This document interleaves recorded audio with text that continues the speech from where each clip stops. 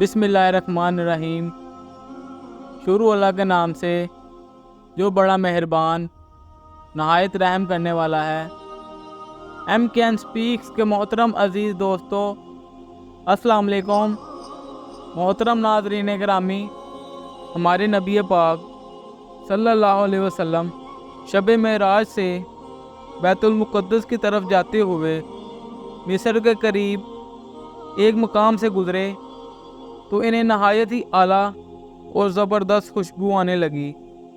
آپ صلی اللہ علیہ وسلم نے حضرت جبرائیل علیہ السلام سے پوچھا کہ یہ خوشبو کیسی ہے؟ آپ علیہ السلام نے جواب دیا کہ یہ فرعون کی باندی مشاطہ اور اس کی اولاد کی قبر سے آ رہی ہے۔ حضرت جبرائیل علیہ السلام نے اس کا قصہ بیان کیا کہ مشاطہ فرعون کی بیٹی کی خاص خادمہ تھی جو اسلام قبول کر چکی تھی۔ ایک دن فرعون کی بیٹی کو کنگھی کرتے ہوئے اس کے ہاتھ سے کنگھی گر گئی۔ وہ اٹھانے لگی تو اس کی زبان سے بے ساختہ بسم اللہ نکل گیا۔ اس پر شہزادی نے کہا کہ تم نے آج عجیب کلمہ بولا، رب تو میرا باپ فرعون ہے، تو پھر تو نے کس کا نام لیا ہے؟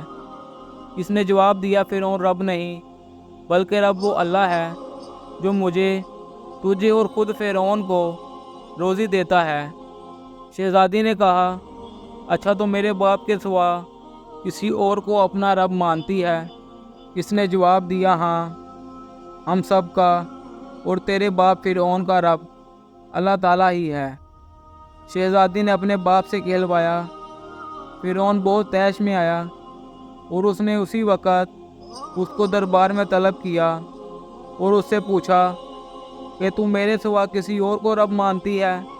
اس نے کہا، میرا اور تیرا رب اللہ تعالیٰ ہی ہے جو بلندیوں اور بزرگی والا ہے۔ فرعون نے اسی وقت حکم دیا کہ تانبے کی دیگ تیار کی جائے، اس کو خوب تپایا جائے اور جب بالکل آگ جیسی ہو جائے تو اس کے بچوں کو ایک ایک کر کے اس میں ڈال دیا جائے اور آخر میں ان کی ماں کو بھی اس آگ میں جلا دیا جائے۔ چنانچہ وہ گرم کی گئی۔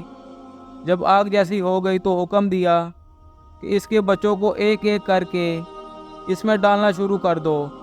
اس نے فرعون سے کہا کہ میری ایک درخواست ہے جسے منظور کر لو، وہ یہ ہے کہ میری اور میرے بچوں کی ہڈیاں ایک ہی جگہ دفن کرنا۔ اس نے کہا، اچھا، تیرے کچھ حقوق ہمارے ذمے ہیں، اس لیے یہ میں منظور کرتا ہوں۔ اس کی دونوں بچیوں کو اس کی آنکھوں کے سامنے اس آگ میں ڈال دیا گیا۔ آگ اس قدر زیادہ تھی کہ وہ فوراً ہی جل کر راکھ ہو گئی۔ پھر سب سے چھوٹے بچے کی باری آئی۔ وہ ماں کی چھاتی سے لگا دودھ پی رہا تھا۔ فرعون کے سپاہیوں نے اسے گھسیٹا تو اس کی ماں کی آنکھوں تلے اندھیرا چھا گیا۔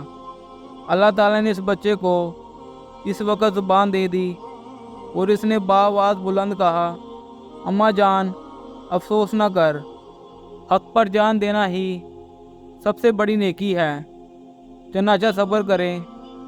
اس بچے کو بھی آگ میں ڈال دیا گیا اور آخر ان کی ماں کو بھی اس آگ میں ملا کر مار دیا گیا۔ یہ خوشبو کی مہک اس کی جنتی محل سے آ رہی ہے۔ ایک دن ابو جہل مسجد الحرام کے دروازے کے پاس آ بیٹھا۔ آپ صلی اللہ علیہ وسلم مسجد سے باہر تشریف لائے تو وہ اپنے ہاتھ آستینوں سے باہر لایا اور کہنے لگا، یا محمد صلی اللہ علیہ وسلم، بتائیں میری مٹھی میں کیا ہے؟ اگر آپ نے صحیح جواب دیا تو میں اپنے ساتھیوں سمیت آپ صلی اللہ علیہ وسلم پر ایمان لے آؤں گا۔ حضور پر نور صلی اللہ علیہ وسلم نے فرمایا، تیرے ہاتھ میں ڈبیاں ہیں، اس ڈبی کے اندر 3 موتی ہیں، ان میں سے ایک سوراخ شدہ ہے، دوسرا آدھا سوراخ شدہ ہے اور تیسرا بغیر سوراخ کے ہے۔ اس ڈبی میں ایک لال بھی ہے جس میں ایک سرخ رنگ کا کیڑا بھی ہے، کیڑے کے منہ میں سبز بتی ہے۔ ابو جہل کہنے لگا، یہ سب تو ٹھیک ہے، لیکن سرخ کیڑے اور سبز بتی کا کیسے علم ہوا؟ آپ صلی اللہ علیہ وسلم نے فرمایا لال کو توڑ دو، معلوم ہو جائے گا۔ ابو جہل کہنے لگا کہ میں اس قیمتی لال کو کیسے توڑ دوں؟ ایک صحابی رسول کہنے لگے اپنے لال کی قیمت لگا کر اسے توڑ دو، اگر آپ صلی اللہ علیہ وسلم کی بات معاذ اللہ درست نہ ہوئی تو قیمت میں ادا کروں گا۔ ابو جہل اس بات پر راضی ہو گیا۔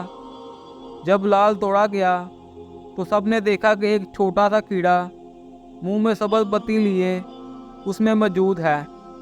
رسول کریم صلی اللہ علیہ وسلم نے اس کیڑے سے دریافت کیا کہ تم کب سے اس لال میں موجود ہو؟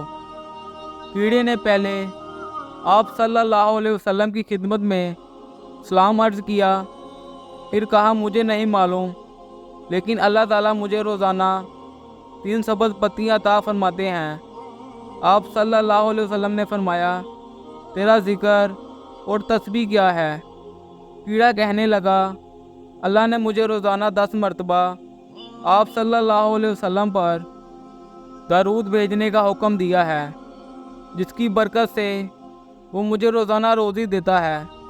سبحان اللہ، ماشاء اللہ۔ اب تک کے لیے اتنا ہی۔ محترم ناظرین گرامی، کیسی لگی آپ سب کو آج کی ویڈیو؟ امید کرتا ہوں اچھی لگی ہوگی۔ اگر اچھی لگی ہو تو میرے چینل کو لائک، سبسکرائب اور بیل آئیکن کو پریس کرنا مت بھولیے گا۔